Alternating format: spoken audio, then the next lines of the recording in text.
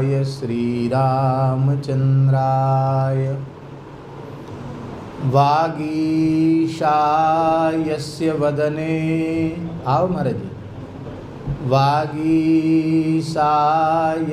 वदने लक्ष्मीर्यस्य च वक्षसि यस्यास्ते हृदये संवित् तं नृसिंहमहं भजे। विश्वसर्गविसर्गादिनवलक्षणलक्षितं श्रीकृष्णाख्यं परं धाम जगद्धाम नमामि तत्। प्रह्लाद नारद पराशर पुंडरीक व्यासाम्बरीश शुक सौनक भीष्मदाल्भ्यान् रुक्मांगदार्जुन वसिष्ठ विभीषणादीन् पुण्यानिमान् परम भागवतान् नमामि।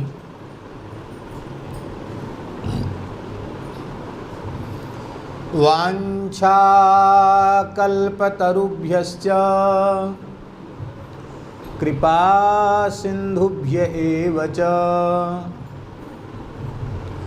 पतितानां पावनेभ्यो वैष्णवेभ्यो नमो नमः। श्री सीतानाथ समारंभां श्रीरामानन्दार्य मध्यमाम् अस्मदाचार्यपर्यन्तां वन्दे गुरुपरम्पराम्। नमो गोभ्यः श्रीमतीभ्यः सौरभेभ्य एव च नमो ब्रह्मसुताभ्यश्च पवित्राभ्यो नमो नमः। एक खिड़की इसको ऐसे कर दें। हाँ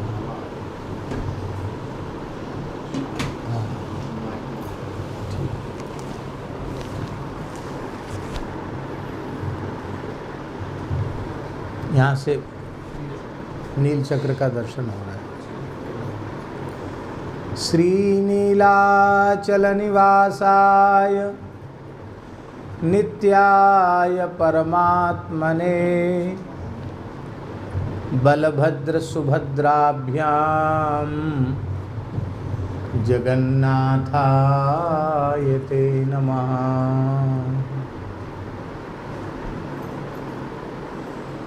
जय जगन्नाथ जय बलदेव जय सुभद्रा जय नीलाचल धाम। जगन्नाथ जय बलदेव जय सुभद्रा जय नीलाचल धाम। जय जगन्नाथ जय बलदेव जय सुभद्रा जय नीलाचल धाम। जय जगन्नाथ जय बलदेव जय सुभद्रा जय नीलाचल धाम। जय जगन्नाथ जय बलदेव बलभद्र महाप्रभु की श्री श्री सुभद्रा देवी की श्री श्री सुदर्शन चक्रराज भगवान की श्री रामकृष्ण भगवान की श्री मदन मोहन जी महाराज की श्री विमला देवी की श्री भुवनेश्वरी देवी की श्री महालक्ष्मी देवी की श्री आदि नृसिंह भगवान की श्री हनुमान जी महाराज की श्री लोकनाथ महादेव की श्री नीलाचल क्षेत्र की श्री श्री राधा कांत भगवान की, श्री गौर गंभीरा की, श्री श्री गौरांग महाप्रभु की, श्री श्री चैतन्य महाप्रभु की, श्रीमन नित्यानंद महाप्रभु की, श्री गौर भक्त वृंद की, श्री ठाकुर हरिदास जी महाराज की, सब संतन की, सर्वतीर्थराज श्री महोदधि सागर की, यज्ञेश्वरी जगज्जननी गौ माता की, श्री नीलाचल क्षेत्र की, श्री पुरुषोत्तम पुरी की, श्री इंद्रद्युम्न महाराज की, श्री गुंडिचा देवी की, सब संतन की, यज्ञेश्वरी जगज्जननी गौ माता की, अखिल गोवंश की, वैदिक सनातन वैष्णव धर्म की, श्री सद्गुरुदेव भगवान की, श्री मलूक जगन्नाथ भगवान की, जय जय श्री राधे, जय जय श्री सीताराम, हर हर महादेव, श्री निताई गौर हरि हरिशरणम। अनंत कोटि ब्रह्मांड नायक सर्वेश्वर परात्पर परब्रह्म असंख्येय दिव्यानंत कल्याण गुणगण निलय निखल हेय प्रत्यनीक भक्त वांछा कल्पतरु भक्त वत्सल शरणागत वत्सल पतित पावन गौ ब्राह्मण संत प्रतिपालक श्री श्री जगन्नाथ महाप्रभु की महिती कृपा करुणा से श्री पुरुषोत्तमपुरी जगन्नाथ धाम में आकर महाप्रभु के ज्येष्ठाभिषेक के दर्शन का सौभाग्य प्राप्त हुआ। आप सबका भी दर्शन हुआ। हमें यह अनुमान नहीं था कि आप लोग इतनी संख्या में यहाँ उपस्थित हैं, हमको किसी ने बताया भी नहीं। आप लोगों को बहुत देर तक प्रतीक्षा करनी पड़ी। हम सब श्री क्षेत्र में बैठे हैं, श्री जगन्नाथ जी के नील चक्र की छाया में बैठे हैं।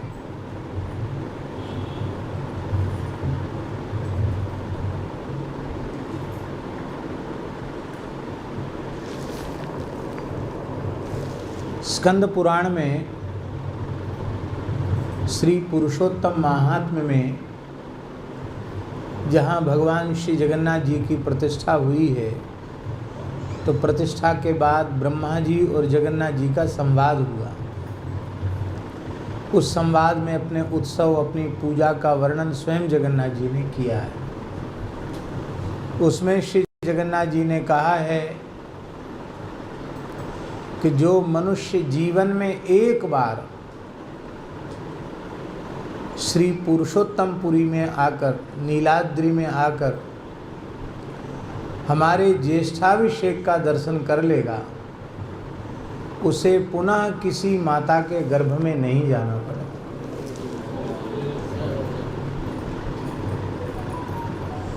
कितनी सुंदर बात है, कितनी अद्भुत बात है। बड़े बड़े कठोर साधन भी ऐसी गारंटी नहीं ले सकते। तो मृत्यु के क्षण में पता नहीं अंतःकरण की, चित्त की कैसी अवस्था हुई, लेकिन भगवान स्वयं ये गारंटी ले रहे हैं,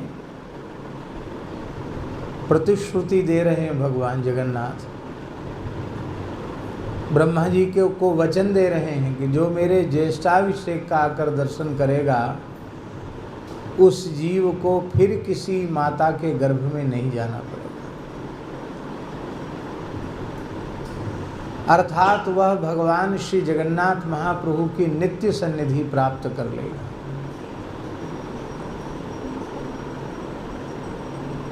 हमारे पुरुषार्थ से ये संभव नहीं हुआ।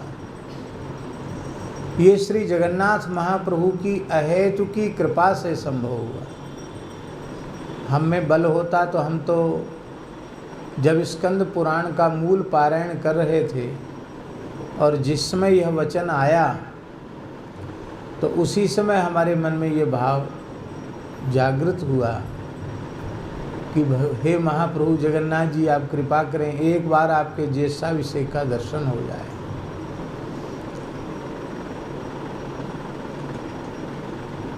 अपने बल अपने पुरुषार्थ से तो कोई यहाँ पहुँच नहीं सकता। इस बार श्री जगन्नाथ महाप्रभु ने इस दास पर विशेष कृपा की है, करुणा की है, जो उनके श्री नीलाचल धाम में आकर उनके रत्नवेदी पर विराजमान झांकी का भी दर्शन करने का सौभाग्य मिला और स्नान मंडप में भगवान श्री जगन्नाथ जी के सौलभ्य का विशेष अनुभव हुआ।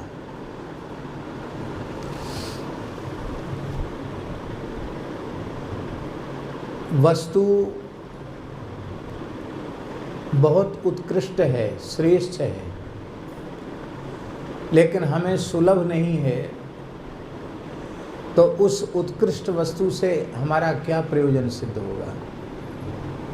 कोई बहुत उत्कृष्ट है, बहुत श्रेष्ठ है और सुलभ नहीं है,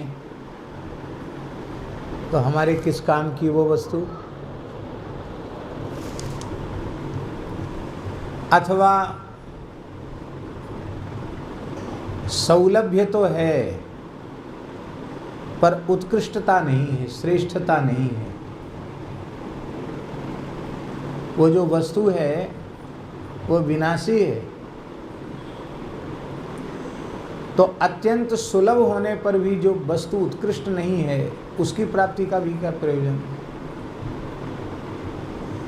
भगवान श्री जगन्नाथ जी की महिमा ऐसी अनुपम अद्भुताद्भुत है कि इनसे उत्कृष्ट अनंत कोट ब्रह्मांडों में और कोई नहीं। इसलिए हमने आरंभ में ही स्मरण किया, वे अनंत कोटि ब्रह्मांड नायक हैं, सर्वेश्वर हैं, परात्पर परब्रह्म हैं, असंख्येय दिव्य कल्याण गुणगण निलय हैं, निखिल हेय प्रत्यनीक हैं, उनमें कोई हेय गुण है ही नहीं, उनके विरोधी हैं। और इतने बड़े होने के बाद भी वे भक्त वांछा कल्पतरु हैं।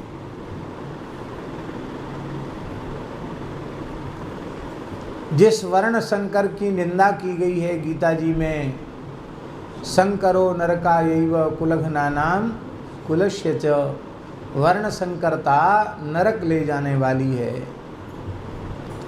और उसमें भी एक ऐसा वर्ण शंकर कुल में उत्पन्न होने वाला जिसका पिता यवन और जिसकी माता ब्राह्मणी।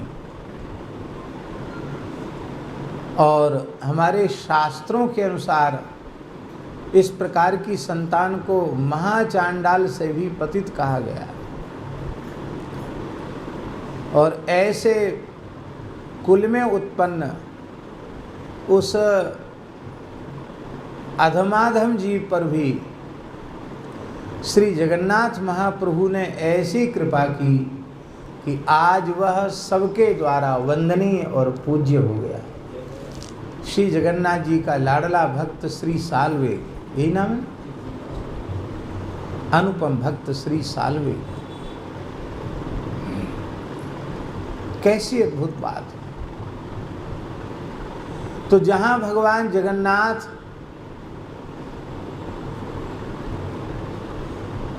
सर्वोत्कृष्ट हैं, सबसे श्रेष्ठ हैं, वहीं उनकी सुलभता कैसी अद्भुत है। चारों धाम में मंदिर के मूल ठाकुर जी कहीं बाहर आकर किसी से मिलते नहीं हैं। बड़े हैं, वहीं जाकर दर्शन जो कर सकते हैं वो करते हैं, जो नहीं कर सकते वो शिखर को ही प्रणाम कर लेते हैं, ध्वजा को ही नमस्कार कर लेते हैं। श्री बद्रिकाश्रम में लिखा है संस्कृत में बाहर, आर्य धर्मे तराणाम प्रवेशो सर्वथा निषिद्धा। क्या लिखा है? आर्य धर्मे तराणाम प्रवेशो सर्वथा निषिद्धा। जो हिंदू वैदिक सनातन धर्म के अनुयायी नहीं हैं उनका प्रवेश सर्वथा निषिद्ध है। ऐसी अनेक स्थलों पर मर्यादा है और मर्यादा रहनी भी चाहिए, उसका निषेध नहीं है, उसका आदर। यहाँ भी हिंदी में लिखा है, हमने कल या परसों पढ़ा, केवल हिंदुओं के लिए ही प्रवेश, मंदिर में केवल हिंदुओं के लिए ही प्रवेश है, ऐसा लिखा है।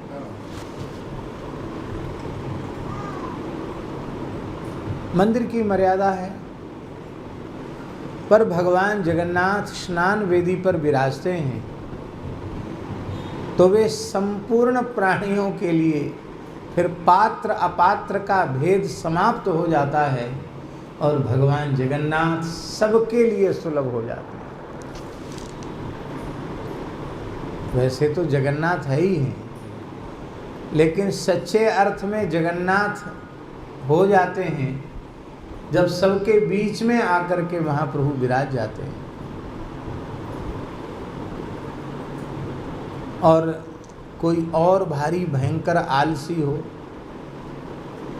जो कहे हम स्नान वेदी पर भी जाकर दर्शन नहीं करेंगे, और भले ही पुरी में ही निवास करता हो, तो भगवान श्री जगन्नाथ बड़े दांड पर निकलते हैं, खूब झूम झूम करके चलते हैं और यहाँ से श्री गुंडीचा तक जाते हैं, वहाँ विराजते हैं, वहाँ से फिर गाजे बाजे से चलकर श्री मंदिर में पुनः पधारते हैं। तो ऐसे सबको दर्शन देकर, सबसे मिलकर, सबको कृतार्थ करने वाले ठाकुर एकमात्र श्री पुरुषोत्तम नीलाद्रिपुरी बिहारी श्री श्री जगन्नाथ महाप्रभु हैं। भगवान के शास्त्रों में 5 स्वरूप बताए गए। कितने स्वरूप? 5। उनमें सबसे पहला स्वरूप है पर, दूसरा स्वरूप है विभव, तीसरा स्वरूप है व्यूह, चौथा स्वरूप है अंतर्यामी और 5वां स्वरूप है अर्चावतार। ये 5 स्वरूप हैं। कौन कौन? पर, विभव, व्यूह, अंतर्यामी और अर्चावतार। ये भगवान के 5 स्वरूप हैं। बहुत ध्यान से सुने, ये 5 होकर भी एक ही है, क्योंकि एक ही भगवान के 5 स्वरूप हैं, इसलिए उनमें अणुमात्र रंच मात्र भी भेद नहीं है। और भेद की कोई कल्पना करता है तो वह भगवान के प्रति अपराधी है।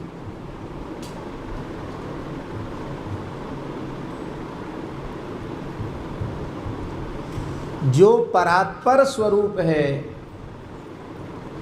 वही विभव स्वरूप है, जो परात्पर विभव स्वरूप है वही व्यूह स्वरूप है, जो परात्पर विभव व्यूह स्वरूप है वही अंतर्यामी स्वरूप है, और जो परात्पर विभव व्यूह अंतर्यामी स्वरूप है वही अर्चावतार स्वरूप है।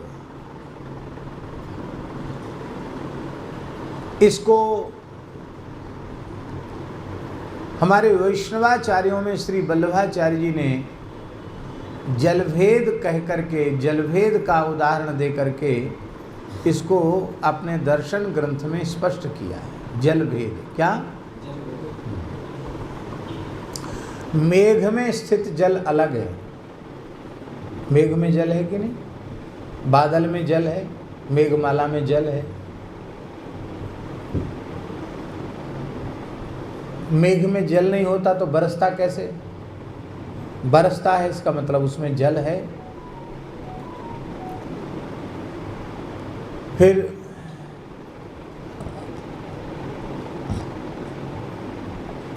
झरने में जो बह रहा है वह भी जल है।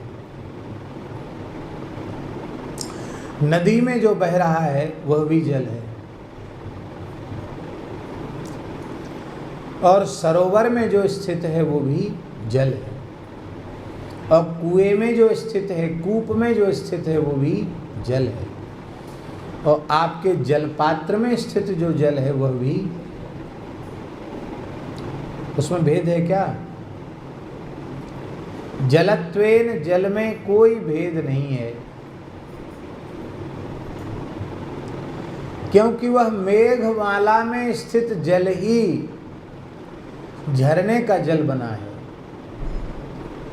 वही नदी के जल के रूप में परिवर्तित हुआ है, वही सरोवर में परिवर्तित हुआ है, वही कूप में परिवर्तित हुआ है, और वही समुद्र में परिवर्तित हुआ है, और फिर वही पुनः मेघ में, मेघ के रूप में परिवर्तित हो जाता है। तो ये पूरी प्रक्रिया थोड़ा थोड़ा आकार, प्रकार और स्वरूप के भेद के कारण उनके नाम में भेद हो जाता है, लेकिन तत्वतः जल में भेद नहीं है, जल एक ही है। ऐसे ही भगवान के 5 स्वरूप समझाने की दृष्टि से कहे गए हैं। वस्तुतः भगवान एक ही है।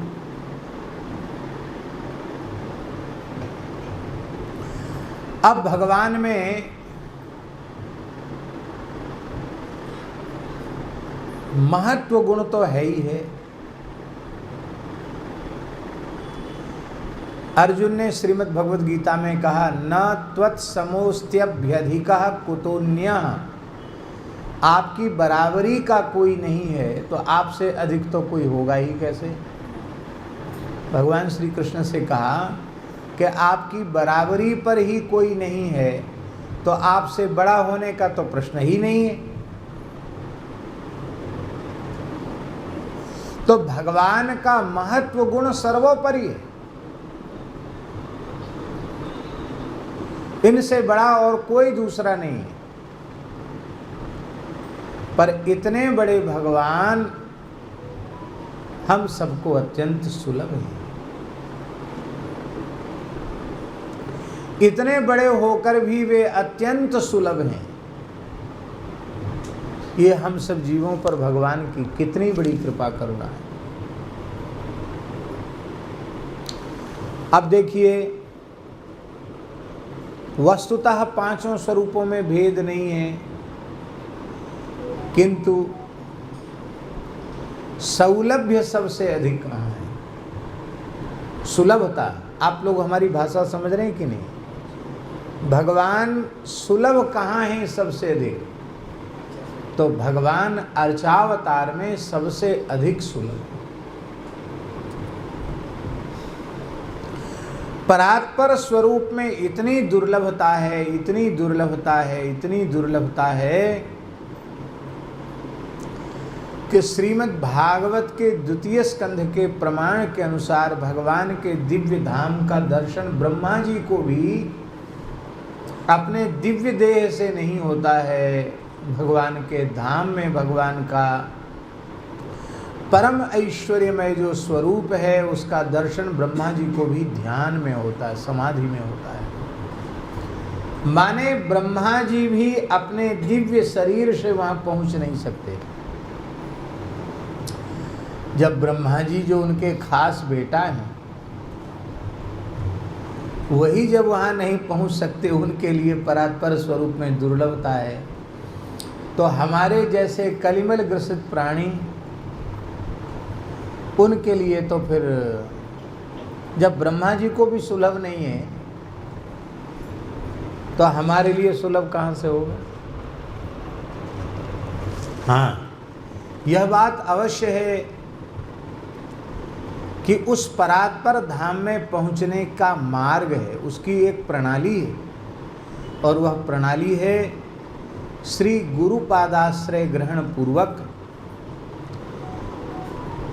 भगवत शरणागत हो जाए, और भगवत शरणागत को जिस विधि से अपना कालक्षेप करना चाहिए,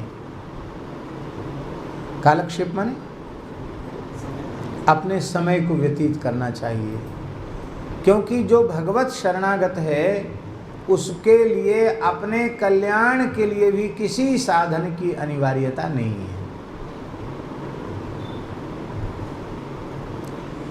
क्योंकि साधन और साध्य दो हों तब ना। उपाय और उपेय दोनों भगवान बन रहे हैं। शरणागति का अर्थ क्या है? शरणागति माने भगवान ही उपाय हैं और भगवान ही उपेय हैं।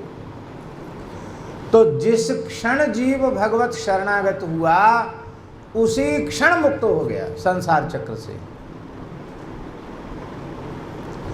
इसलिए शरणागति भी एक ही बार होती है, बार बार नहीं होती है।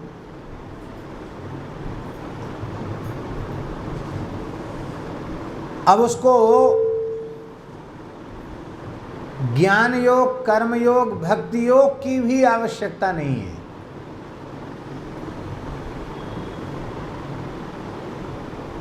ज्ञान योग में देहादि प्रकृति से ऊपर उठना पड़ेगा।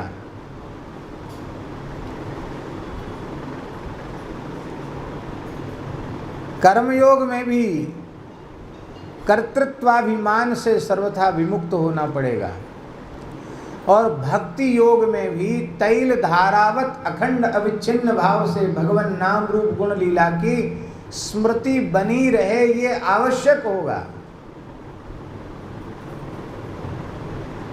और स्मृति खंडित हुई तो भक्ति खंडित हो गई।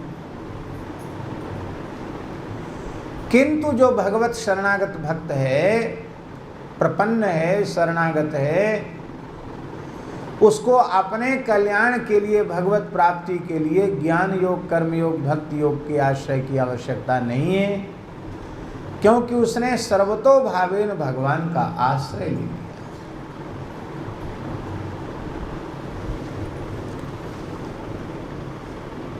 अब किसी साधन की जरूरत तो रही नहीं, तब क्या करें? शरणागत फिर क्या करे? फिर न तिलक लगावे, न तुलसी धारण करे, न एकादशी करे, न संतों की सेवा करे, न गुरुजनों की सेवा करे। फिर तो उसका जीवन कैसा होगा? न नाम जप करे, न नाम संकीर्तन करे, न भगवान की सेवा करे।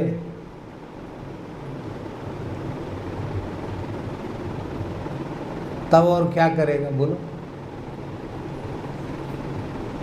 यदि ये नहीं करेगा तो क्या करे? कथा न सुने, कीर्तन न करे, भगवत सेवा न करे, तो क्या करे? तो शरणागत होते ही परम कल्याण हो गया, भगवान मिल गए, भगवान ने अंगीकार कर लिया। अब इस शरीर का प्रारब्ध शेष जब तक नहीं हो जाता है, तब तक का जो भगवत प्रदत्त समय है, क्योंकि भगवान की शरण में जाते ही जीव का दूसरा जन्म हो जाता है, अब नया जन्म हो गया है। अब इस नए जन्म में जो भी समय भगवान ने अत्यंत कृपा करुणा करके हमें दिया है, उसमें हमें शास्त्रों में जो कुछ वैष्णवों का आचार कहा गया है, वैष्णवों का व्यवहार कहा गया है, वैष्णवों के कालक्षेप की पद्धति कही गई है, उसी पद्धति से हमको अपने समय को व्यतीत करना चाहिए। अब देखो, बिना बुलाए ज्ञान योग आ गया शरणागत के पास, बिना बुलाए कर्मयोग आ गया, और बिना बुलाए भक्ति योग आ गया।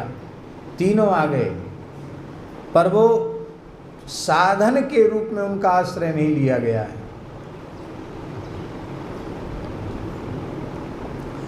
ऐसा कहने में भी हमें कोई संकोच नहीं है कि ये जितने साधन हैं ये भी किसी शरणागत भक्त की प्रतीक्षा करते हैं, कि हमें भी शरणागत भक्त के निकट पहुंचने का अवसर मिल जाए, ये अपने आचार में, व्यवहार में हमें स्वीकार कर लें तो हम कृतार्थ हो जाएं, हम धन्य हो जाएं।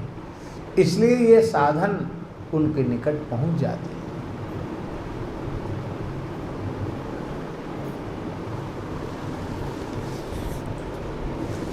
भगवान को छोड़कर दूसरे किसी का आश्रय लिया नहीं कि शरणागति बाधित हो जाती है। अन्याश्रय ही प्रपत्ति का सबसे बड़ा दोष है। अन्याश्रयेण प्रपत्तिर्बाधिता भवति। अन्याश्रय से भगवत शरणागति बाधित हो जाती है। इसलिए भगवान के भक्त को भगवान के अतिरिक्त किसी का आश्रय नहीं लेना। परम परम पतिव्रता सर्वतो भावेन अपने पति का ही आश्रय लेती है, ऐसे ही सर्वतो भावेन भगवान का आश्रय लेकर के, श्री जगन्नाथ प्रभु का आश्रय लेकर के रहें।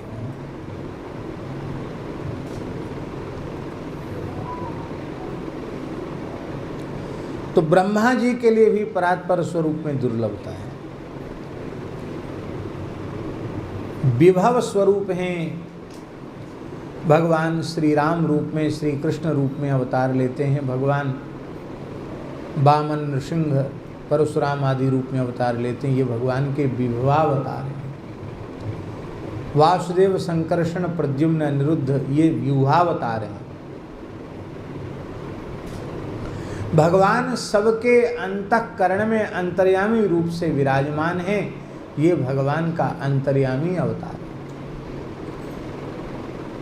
और भगवान अर्चा स्वरूप में विराजमान हैं। ये भगवान का अर्चावतार है।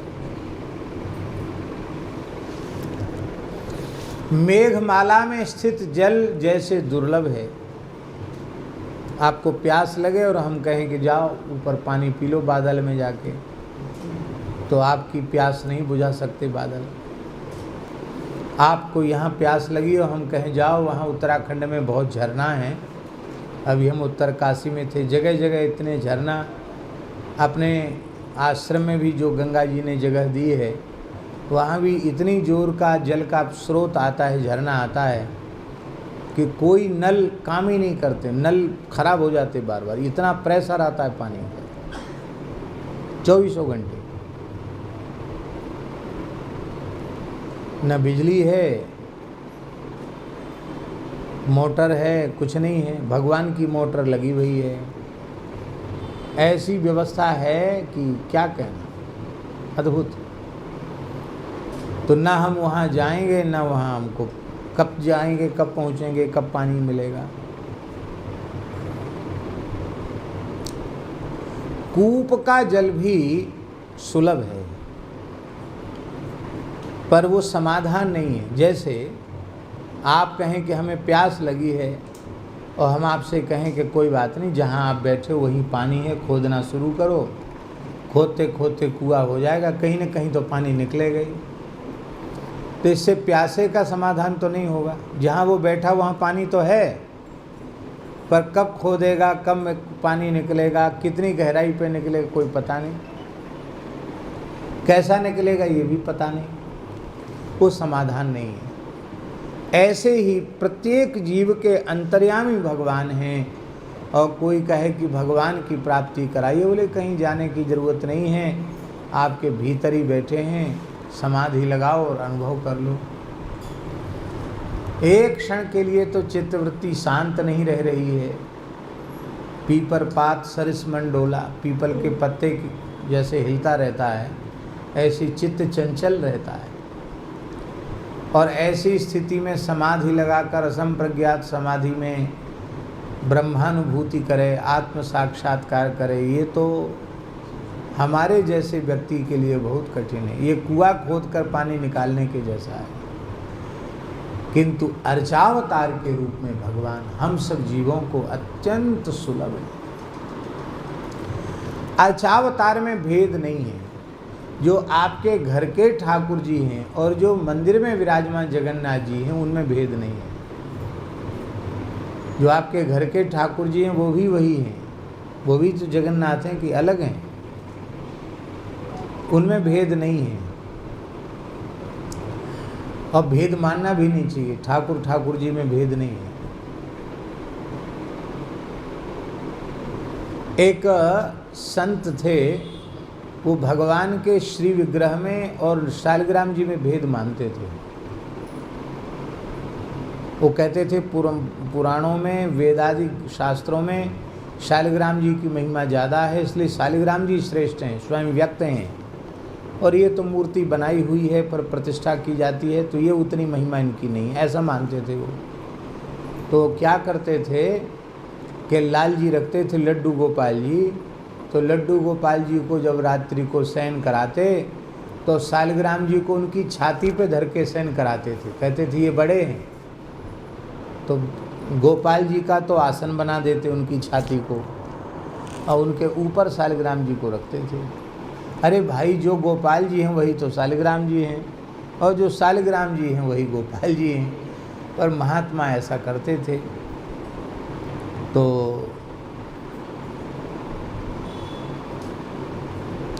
श्री गोकुल गए।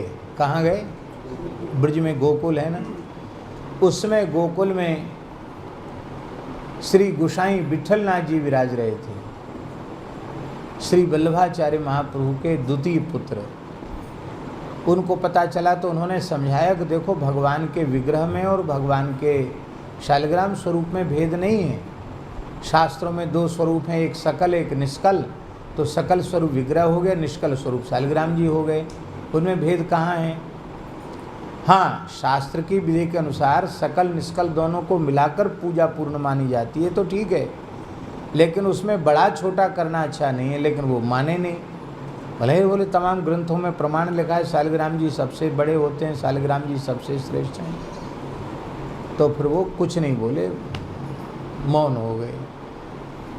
उन्होंने उस रात को फिर वही जो रोज करते थे, शालिग्राम जी को गोपाल जी की छाती पर विराजमान किया, और जब सवेरे उन्होंने भगवान का उत्थापन कराया, जगार कराई, मंगला कराई, तो देखा शालिग्राम जी चूर चूर हो गए, एकदम रेत जैसे महीन हो गए।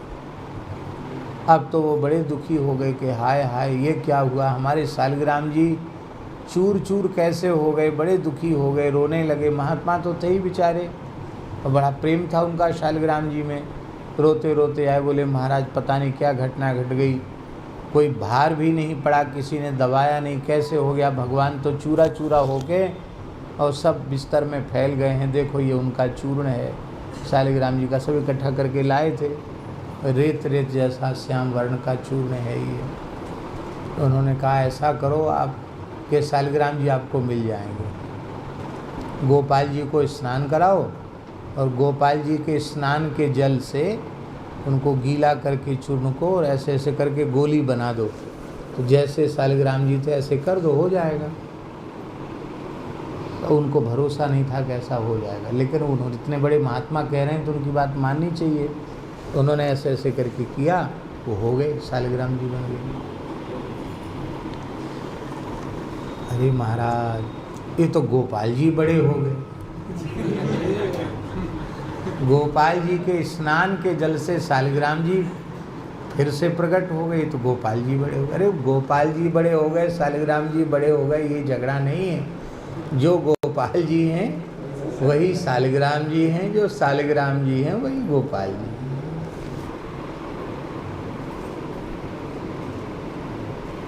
अर्चावतार में भेद नहीं है, आपके घर के ठाकुर जी भी वही है,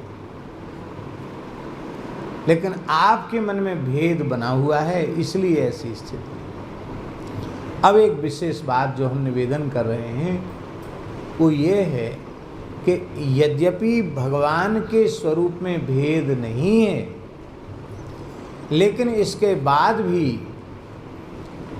भगवान जीवों पर कृपा करुणा करने के लिए जब स्वयं अपने संकल्प से अर्चावतार के रूप में अभिव्यक्त होते हैं, प्रकट होते हैं, तो उनकी महिमा, क्योंकि वो अपनी संपूर्ण महिमा को अपने में प्रतिष्ठित करके विराजमान होते हैं। जैसे श्री जगन्नाथ जी स्वयं प्रकट हैं, अनंत कोट ब्रह्मांडों के निर्माता को भला कौन निर्माण करेगा, कौन बनाएगा? उनको तो कोई बना ही नहीं सकता। और एक कहावत है हमारे ब्रज में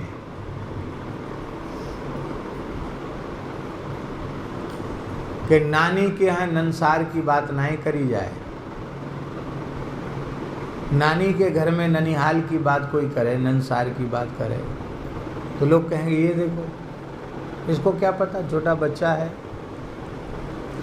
तो ऐसे ही यहाँ के लोगों के सामने हम यहाँ की बात करें तो वो तो नानी के यहाँ ननिहाल की बात होगी, ऐसा नहीं है। भगवान श्री जगन्नाथ स्वयं प्रकट हैं, ब्रह्मा जी प्रतिष्ठा करते हैं। ब्रह्मा जी से साक्षात भगवान जगन्नाथ इसी श्री विग्रह स्वरूप में जगन्नाथ जी ब्रह्मा जी से साक्षात संवाद करते हैं।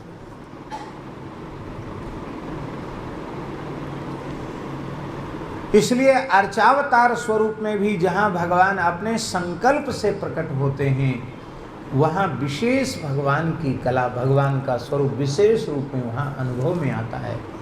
वहाँ घर के ठाकुर जी में आपको भावना बनानी पड़ेगी और वहाँ भावना बनी बनाई है, उसको बनाने का।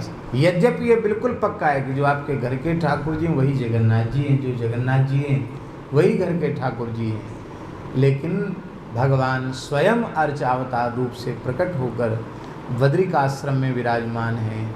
भगवान स्वयं अर्चावतार रूप से प्रकट होकर द्वारिका में विराजमान हैं। भगवान स्वयं अर्चावतार रूप से प्रकट होकर श्री रंगम में विराजमान हैं। भगवान अर्चावतार रूप से प्रकट होकर के स्वयं श्री पुरुषोत्तमपुरी नीलाचल धाम में विराजमान हैं। तो यहाँ जाकर दर्शन करना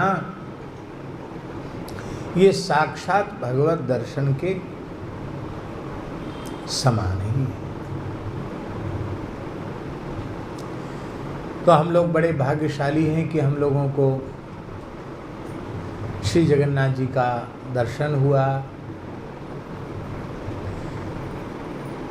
हमको ऐसा लगता है कि जगन्नाथ जी तो जगन्नाथ जी हैं, पर श्रीमन महाप्रभु जी श्री चैतन्य महाप्रभु जी श्री नवद्वीप धाम की पवित्र भूमि पर अवतरित होकर अपने परिकर सहित यहाँ न पधारते और यहाँ न विराजते और श्री जगन्नाथ जी के भावमय स्वरूप को अपने महाभाव के द्वारा उसको प्रकट न करते, अभिव्यक्त न करते, तो शायद हम लोग कोई भी जगन्नाथ जी का क्या स्वरूप है इसको अणुमात्र भी नहीं जान पाते। तो आज वर्तमान समय में श्री जगन्नाथ महाप्रभु का जो दिव्य स्वरूप, जो महात्म्य यत्किंचित रूप में प्रतिष्ठित है, उसके मूल में श्रीमन महाप्रभु, श्री जगन्नाथ और श्री महाप्रभु जी में भी अभेद ही है। ऐसे लगता है कि श्री जगन्नाथ तत्व का प्रकाश करने के लिए ही श्रीमन महाप्रभु जी 18 वर्ष लगातार यहाँ पुरी में विराजे और यह उन्होंने अपने अनुभव से यह प्रमाणित करके बता दिया कि जो श्री धाम वृंदावन है वही श्री पुरुषोत्तमपुरी है, क्योंकि जो रसानुभूति ब्रजांगनाओं ने ब्रज में की वही रसानुभूति श्री चैतन्य महाप्रभु जी ने यहाँ की। इसलिए साक्षात वृंदावन, यदि कोई इसे ब्रजभूमि से वृंदावन से भिन्न मानता है तो धाम के प्रति उसका अपराध बन जाए। ये साक्षात वृंदावन, हृदय में वृंदावन हो तो कहीं भी जाए वहाँ वृंदावन प्रकट हो जाएगा, और हृदय में वृंदावन न हो तो वृंदावन में भी वृंदावन की अनुभूति नहीं होगी। और यहाँ तो श्रीमन महाप्रभु जी ने साक्षात वृंदावन लीला का अनुभव किया है। उसके पहले महाकवि श्री जयदेव महाप्रभु ने श्री जगन्नाथ जी की दिव्य रस केली का वर्णन श्री गीत गोविंद महाकाव्य में करके और वह वृंदावन के निवृत्त निकुंज की जो दिव्य रसमयी लीला है, उस लीला का आस्वादन इसी जगन्नाथपुरी नीलाचल धाम की पवित्र भूमि में विराजमान होकर किया और संपूर्ण महाकाव्य श्री महाप्रभु जगन्नाथ जी को श्रवण कराया। आज भी श्री जगन्नाथ महाप्रभु अपने श्रीअंग में जो पाटवस्त्र धारण करते हैं, उसमें गीत गोविंद की पंक्तियां लिखी होती हैं।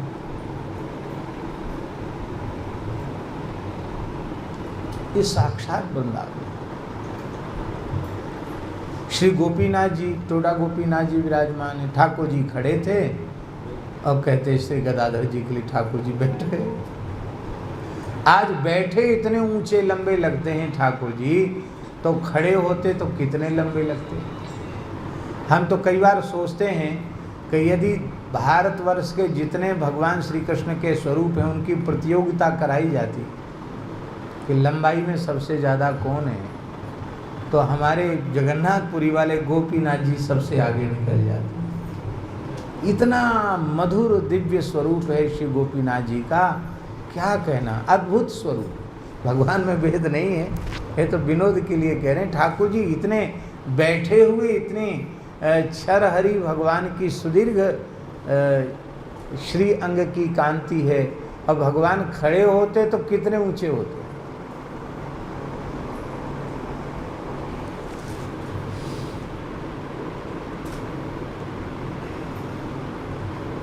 हम अपने मन की बात कहें, और वैसे ये सब बातें प्रवचन में कहने की नहीं है। भगवान जहाँ ले जाते हैं वहाँ जाते हैं, और सब जगह अच्छा ही लगता है। कहीं कोई किसी तीर्थ में हमारी ऐसी बुद्धि नहीं बनती है भगवत कृपा से कि उसकी उपेक्षा की बुद्धि हो, क्योंकि शास्त्रों में जहाँ कहीं जिन तीर्थों का महात्म्य लिखा है वह सर्वथा सत्य है, उसमें संदेह का कहीं कोई अवकाश नहीं, सब बिल्कुल ठीक है, और उनमें हम पूर्ण श्रद्धा रखते हैं। लेकिन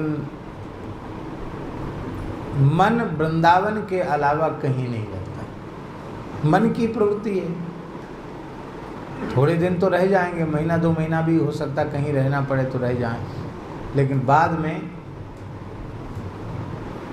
सोते जगते फिर वृंदावन की विकलता सताने लग जाती है।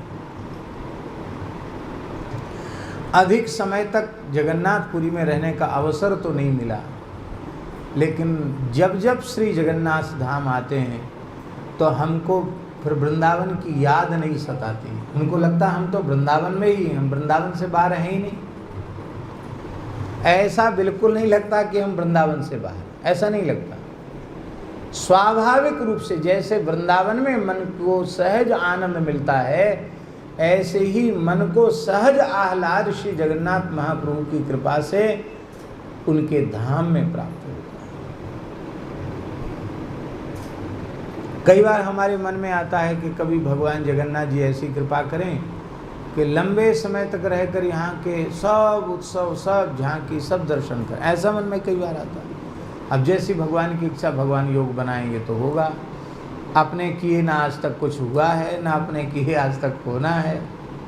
ज्यों तिनका बयार के बस, स्वामी श्री हरिदास जी ने कहा है, जैसे तिनका हवा के अधीन होता है, छोटे तिनके का क्या अस्तित्व है, फूंक मारो उड़ जाए, नेक हवा चले उड़ जाए, ऐसे ही तिनके से भी गया बीता हम जीवों का अस्तित्व है।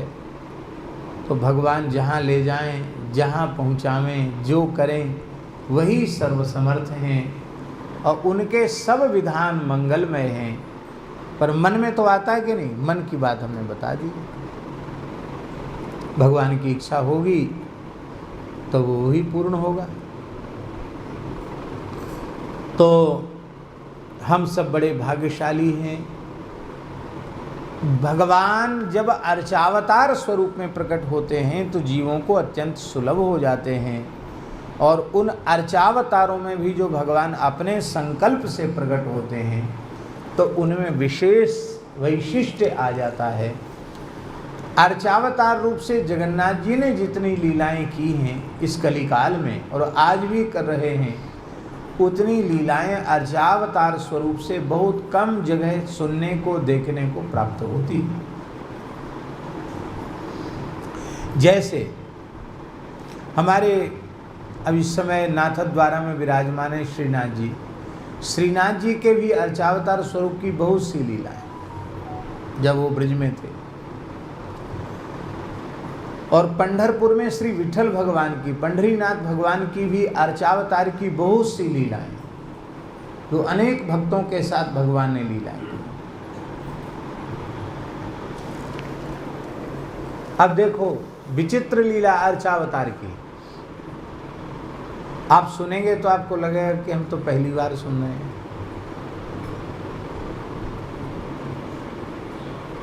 भगवान के मन में आता था कि नामदेव जो है ना हमारा भक्त,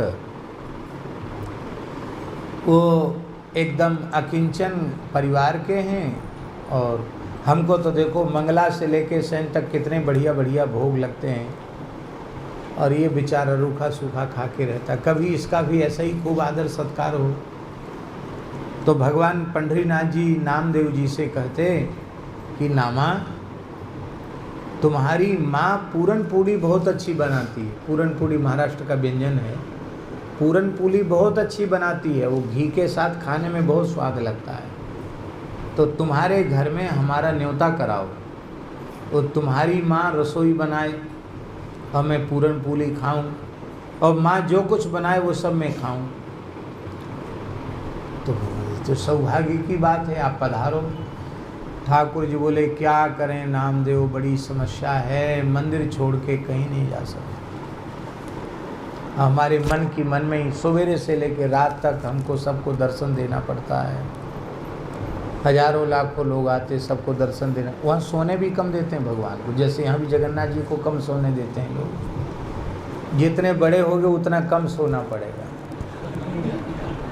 बच्चा बहुत छोटा होता है, खूब सोता है, 10-10, 12-12 घंटे भी सो जाता है, कोई विक्षेप नहीं। जितना बड़ा बन जाओगे उतना सोना कम मिलेगा, विश्राम कम मिलेगा।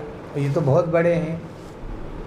एक बार तो हम थे यहाँ जगन्नाथ जी में, तो पूज्य गोरीलाल कुंज वाले महाराज जी भी थे उस समय साथ में। यहाँ जो महल के पास में जो गेस्ट हाउस वगैरह बने हैं ना, क्या कहते हैं उनको, अलग अलग फ्लैट जैसे बने हैं, ये जो हैं भक्त निवास, ये महाराज साहब का ही है। महाराज साहब का ही, गजपति महाराज का ही है हैं जी, हाँ, राजा श्रीनहर के अंदर। तो वहाँ भी एक बार हम लोग रुके थे, कई साल हो गए, 10-12 दिन रुके थे। बस ज़्यादा परिचय किसी से था नहीं, इसलिए बिना परिचय के बहुत बढ़िया होता है। कोई पूछने वाला नहीं, कोई जांचने वाला नहीं, चाहे जहाँ बैठे रहो चाहे जहाँ खड़े रहो। तो महाराज जी के साथ हम नित्य जाते थे, और रोज़ 12-1 बजे तो लौट के आते ही थे। बड़ा वेश जो होता है, बड़ा श्रृंगार होता है, उसका दर्शन करके आते थे। एक बार पता नहीं क्या जगन्नाथ जी की लीला हुई, हम लोग कहे कि आज तो आरती करा के जाएं, कभी लेट हो जाता तो चले भी आते थे। तो सवेरे 4 बजे उनकी शयन आरती जगन्नाथ जी। कितने बजे? लो,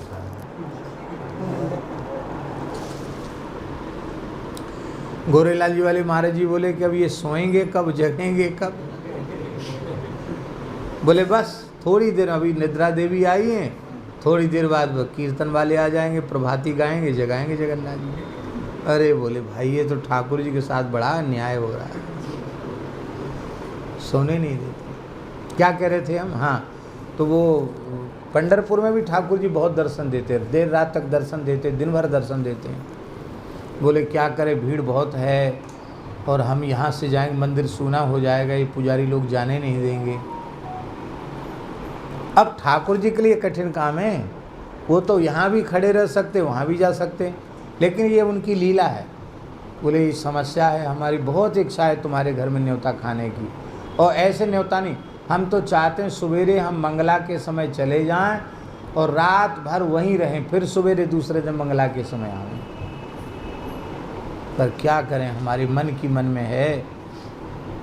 नामदेव जी बोले प्रभु ये तो हमारा बहुत सौभाग्य है, मेरी माँ का सौभाग्य है, लेकिन आप कैसे करोगे, अब आप ही व्यवस्था बनाओ।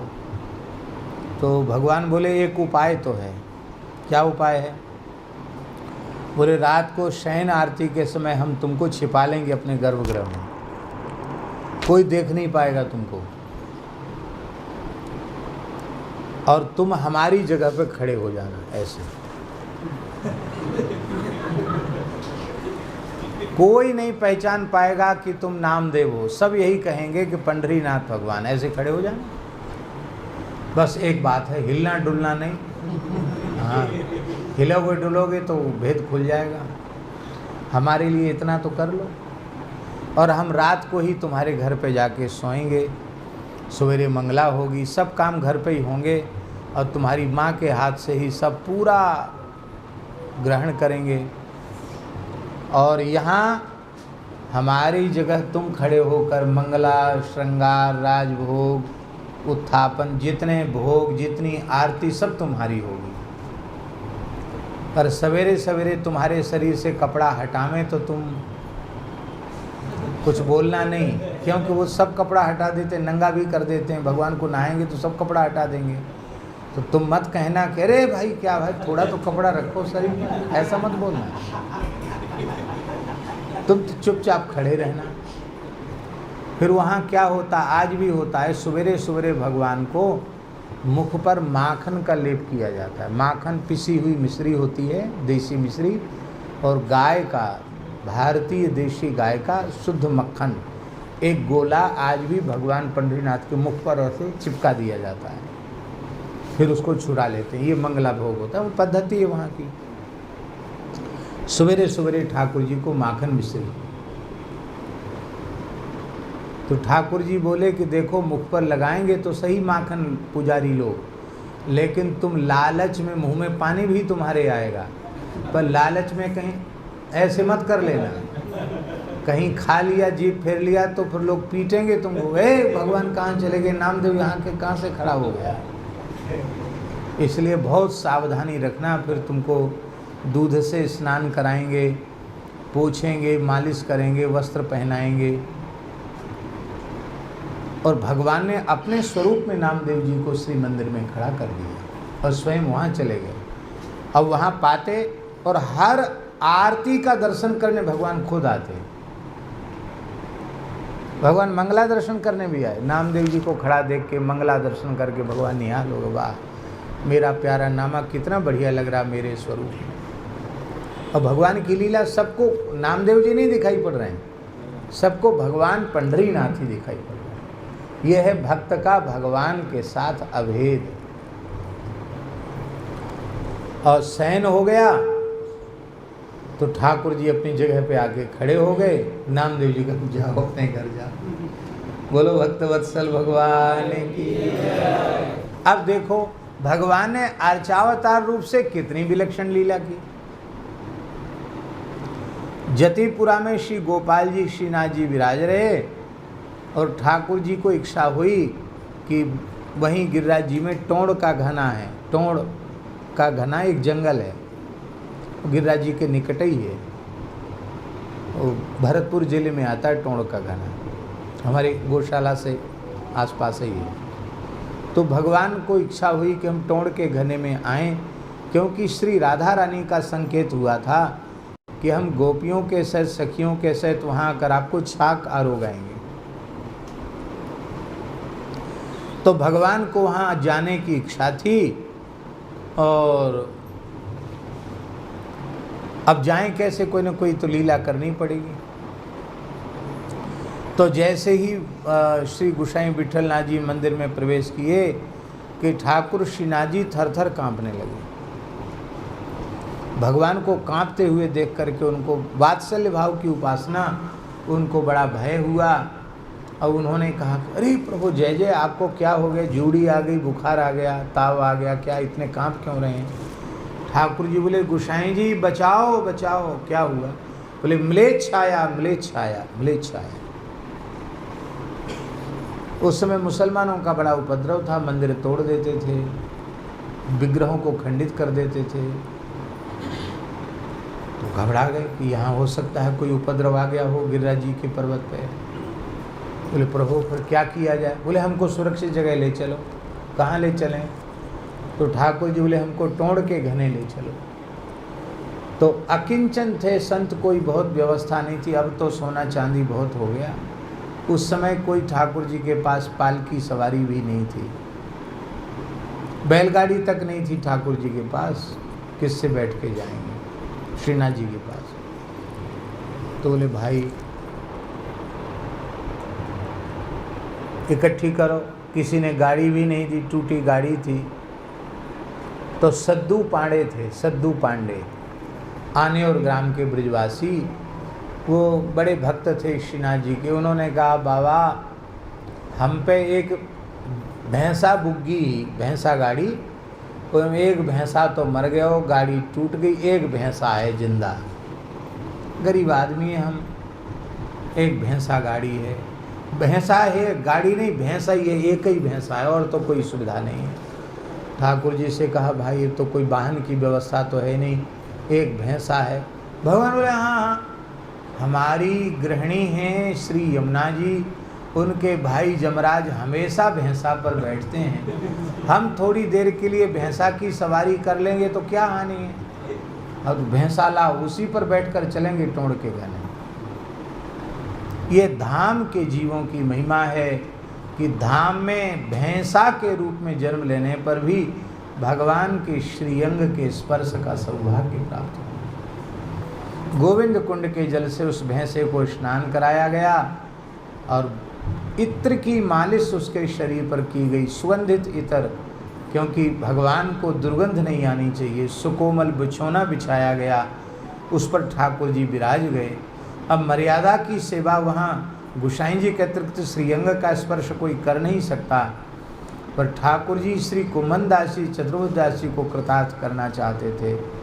इसलिए ठाकुर जी बोले वे भैंसों तो भाग रहो, बिचक रहो है, हमें तो डर लग रहा हो, मैं गिर जाऊंगा, तो क्या करें?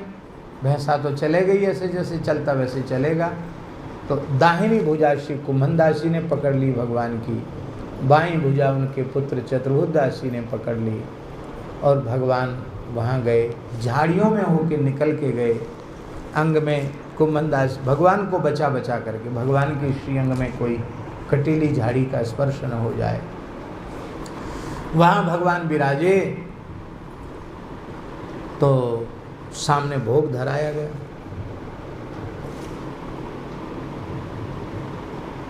ठाकुर जी बोले नहीं पाएंगे, भूख नहीं? बोले भूख तो है, खाएंगे क्यों नहीं?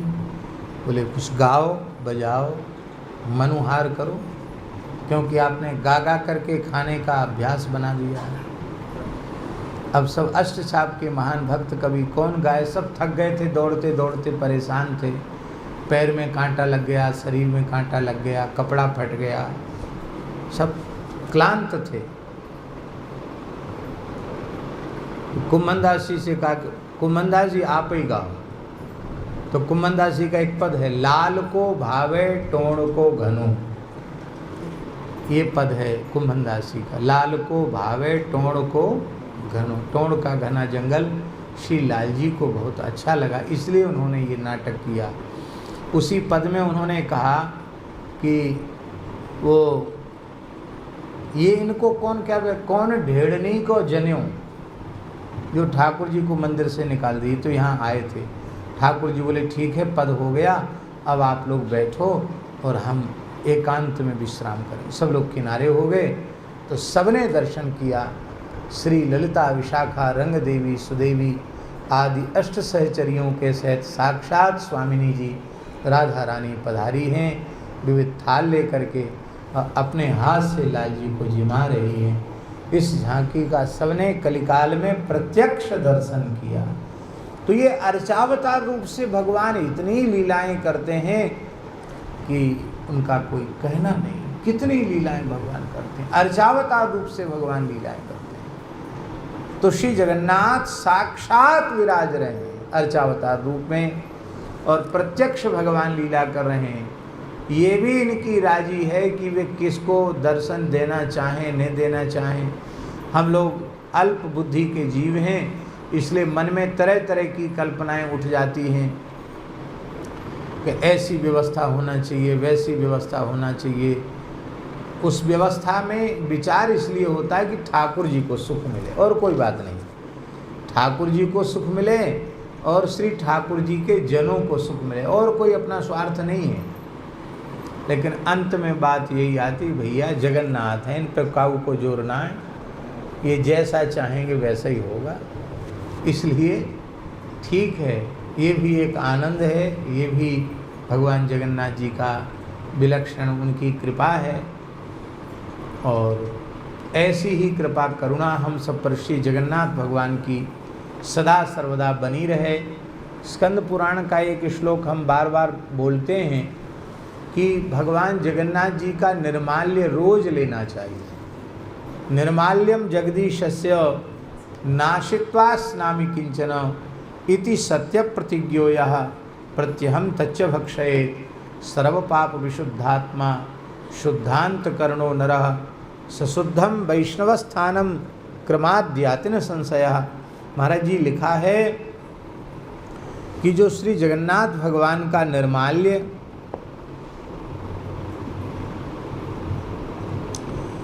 उसका एक एक कण उसकी इतनी महिमा है। निर्माल्यम जगदीशस्य नाशित्वा स्नामि किंचन, बिना श्री जगन्नाथ जी का निर्माल्य लिए मैं कुछ भी ग्रहण नहीं करूँगा, ऐसी सच्ची प्रतिज्ञा जिस व्यक्ति ने कर ली है और प्रतिदिन स्नान के पश्चात जगन्नाथ जी का निर्माल्य अपने मुख में विराजमान करता है, सर्व पाप विशुद्धात्मा, उसका अंतःकरण संपूर्ण पापों से विनिवृत्त होकर के, उसका अंतःकरण पूरी तरह से शुद्ध होकर के, और शुद्ध अंतःकरण में ज्ञान भक्ति वैराग्य का प्रकाश हो जाता है, भगवत प्रेम का प्रकाश हो जाता है। और शुद्धांत कर्णो नरः सशुद्धम वैष्णवस्थानम क्रमाद्यातिन संशया, गुणातीत भगवान का जो दिव्य धाम गोलोक वैकुंठ साकेत है, वो जहाँ जिस स्वरूप को प्राप्त करना चाहता है वहाँ पहुँच करके वह भगवान को प्राप्त करके धन्य हो जाएगा। ऐसा स्कंद पुराण में पुरुषोत्तम महात्म्य में लिखा है। प्रसाद के संबंध में कुछ बात हम आपको जरूर बोल देते हैं।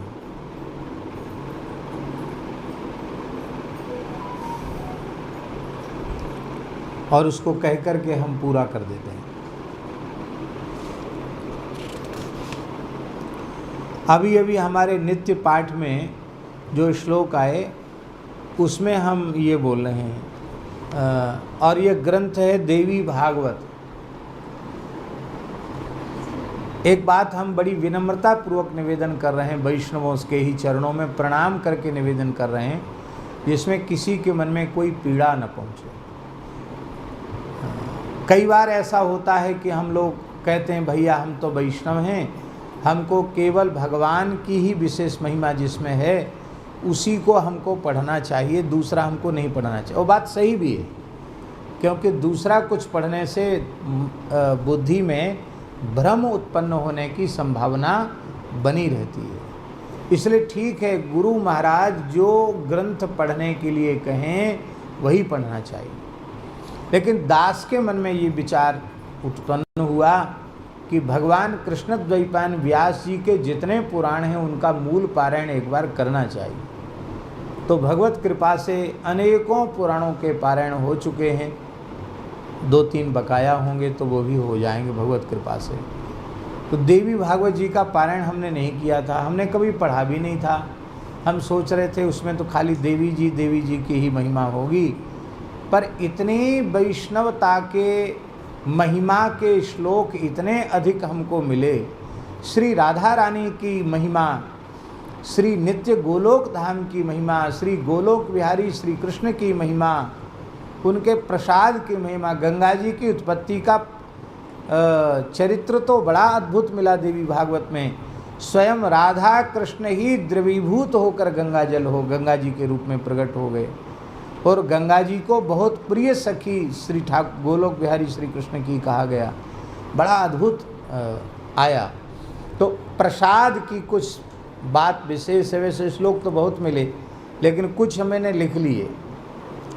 और वो जगन्नाथ जी वाली डायरी दूसरी है जिसमें डायरियाँ भी इधर उधर हो जाती हैं, पता नहीं चलता। पहले लिखते थे विष्णोर निवेदितम चैव नैवेद्यम वा फलम जलम प्राप्ति मात्रेण भोक्तव्यम त्यागेन ब्रह्मा भवेत।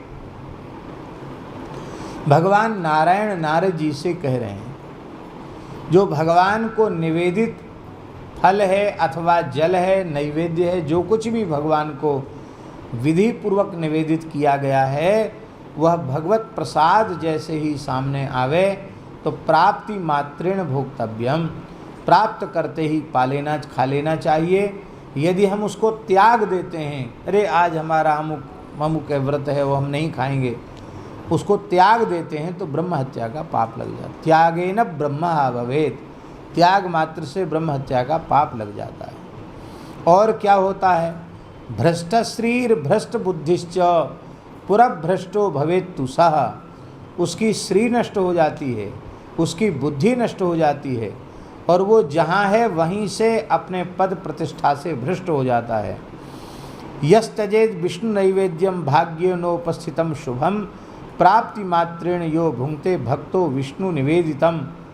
कहते हैं जो भाग्य से उपस्थित भगवान के प्रसाद का, महाप्रसाद का त्याग कर देता है, भगवान को निवेदित पदार्थ का त्याग कर देता है, तो वह अत्यंत अपराधी जीव है। इसलिए प्राप्ति मात्रेण यो भुंक्ते, जो प्राप्ति मात्र से ही ग्रहण कर लेता है वो भगवान का भक्त हो जाता है।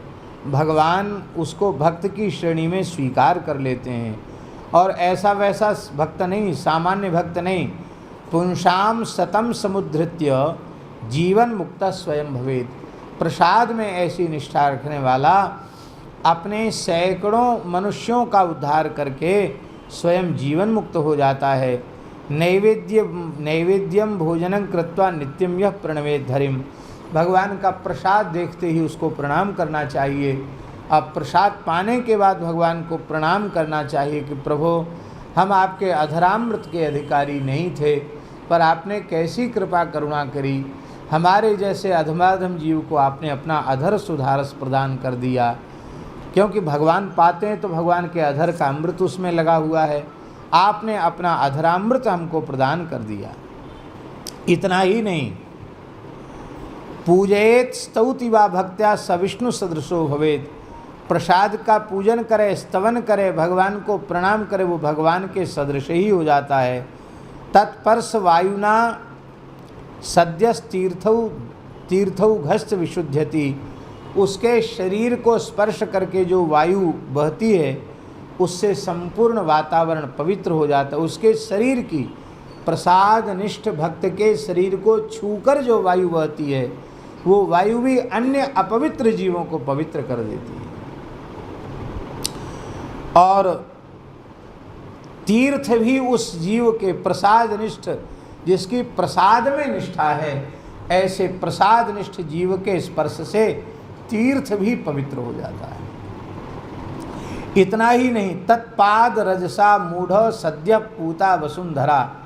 ये नारद जी और श्री नारायण भगवान का संवाद चल रहा। उस संवाद के भीतर ये इंद्र को श्री दुर्वासा जी महाराज बोल रहे हैं ये सब बात। तो दुर्वासा जी इंद्र को मूढ़ कहकर संबोधित कर रहे हैं, क्योंकि उसने भगवान की प्रसादी माला का तिरस्कार किया था। इसलिए तत्पाद रजसा मूढ़ सद्यः पूता वसुंधरा, जिसकी भगवान के प्रसाद के प्रति अत्यंत आदर बुद्धि है और भगवान का प्रसाद ही ग्रहण करता है, भगवान का प्रसादी वस्त्र, भगवान का प्रसादी जल, भगवान को निवेदित फल, अमनिया ग्रहण न करे, जो कुछ ग्रहण करे सब भगवत प्रसाद रूप में ही जो सेवन करता है, प्रसाद सेवन का दृढ़ व्रत जिसने लिया हुआ है, ऐसे भक्त की चरण रस से पवित्र हो जाती है धरती और पुंश्चल्यन्नम अवीरान्नम शूद्र श्राद्धान्न में विच इत्यादि कई श्लोक हैं, उनको हमने लिखा नहीं, 31 से 36 तक। ऐसे अपवित्र से अपवित्र व्यक्ति के अन्न भी पवित्र हो जाते हैं। एते सर्वे विशुद्ध्यन्ति विष्णुर नैवेद्य भक्षणात्। इसलिए स्वपचश्चेद विष्णु सेवी वंशानाम कोटि मुद्धरेत। यदि स्वपच कुल में उत्पन्न होने वाला भी वैष्णव है, भगवत प्रसाद लेने वाला है और भगवान के नाम का आश्रय लेने वाला चांडाल कुल का भक्त है, स्वपच कुल का भक्त है, तो वो भी अपना उद्धार नहीं, वंशानाम कोटि मुद्धरेत, अपने करोड़ों वंशों को पवित्र कर देता है, उद्धार कर देता है। अज्ञानाद् यदि गृह्णाति विष्णोर निर्माल्यमेव हरेरभक्तो मनुज स्वयं चु रक्षितुमक्षमः। जो भगवान का भक्त नहीं है वह अपनी रक्षा नहीं कर सकता, किंतु अज्ञान पूर्वक भी जगन्नाथ जी का महाप्रसाद कोई ले लेता है, निर्माल्य ले लेता है, तो कहते हैं सप्त जन्मार्जितात् पापान मुच्यते नात्र संशया। अज्ञान पूर्वक ले ले तो 7 जन्म के पाप नष्ट हो जाते, जगन्नाथ जी का प्रसाद लेते। कितने जन्म के? और श्रद्धा पूर्वक, भावना पूर्वक, भाव पूर्वक, प्रेम पूर्वक जगन्नाथ जी का, भगवान का निर्माल्य ग्रहण करे, भगवान का प्रसाद ग्रहण करे, तब तो फिर उसके पुण्य की कोई महिमा ही, उसकी कोई सीमा ही नहीं है। ज्ञात्वा भक्त्याच ग्रहणाति विष्णोर नैवेद्यमेव च कोटि जन्मार्जितात् पापान मुच्यते निश्चितम हरे। करोड़ों जन्मों के पाप उसके नष्ट हो जाते हैं। और प्रसाद की महिमा सर्वत्र है, पर श्री जगन्नाथपुरी में भगवान अपनी संपूर्ण महिमा के सहित अपने दिव्य प्रसाद में ही विराजमान हैं, क्योंकि भगवती महालक्ष्मी ने जीवों के परम कल्याण के लिए भगवान जगन्नाथ से वचन ले लिया है कि यहाँ आप जीवों के दोष गुण का विचार नहीं करेंगे, पात्र पात्र कुपात्र का भेद नहीं रखेंगे, जो भी आकर यहाँ श्री क्षेत्र में आपका प्रसाद ग्रहण कर लेगा वो मुक्त हो जाएगा। ऐसा आश्वासन आप हमें प्रदान कीजिए। हम लोग बड़े भाग्यशाली हैं, ऐसी ही कृपा जगन्नाथ जी की हम सब पर बनी रहे।